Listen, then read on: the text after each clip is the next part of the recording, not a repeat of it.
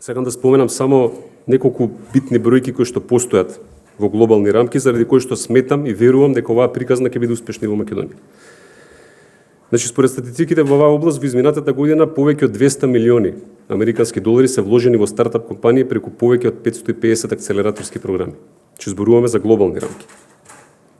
Значи, повеќе од 11.000 стартап компании добили менторска поддршка, меѓутоа добили финансиска поддршка за да се развиваат забрзано понатаму. Ние во Македонија почнуваме релативно скромно, че зборуваме за 1,5 милион евра кои што ги обезбедува Фондот за иновации и технолошки развој во соработка со Светската банка и на кој што очекуваме уште половина милион да се обезбедат сопствени средства од страна на апликантите.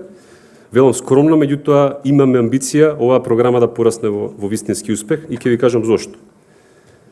Една од најуспешните приказни во светот, вице-премиерот спомене, днес ќе кажам друга, значи најголемиот светски акцелератор во Калифорнија, кој што Y комбинатор, со финансиска поддршка од 20.000 долари успеа да искреира една од најголемите компании денеска во светот, а тоа е компанијата Airbnb со пазарна капитализација од 30 милиарди евра. Че оваа приказна ни кажува дека и овие податоци ни кажуваат дека со храбри одлуки, со визија и со поддршка која што во даден момент може да звучи ризична, значи резултатите следат. Би сакал да најавам дека веќе во наредните недели, како Фонд за иновации и технолошки развој, ќе го продолжиме проектот, програмата, секако со поддршка од владата и од Светската банка, за финансиска поддршка на стартап компании, за финансиска поддршка на младите. Сакаме да отвараме и ќе отвараме и понатаму поголем број на можности за младите, своите идеи, својот потенцијал да го реализираат во Македонија.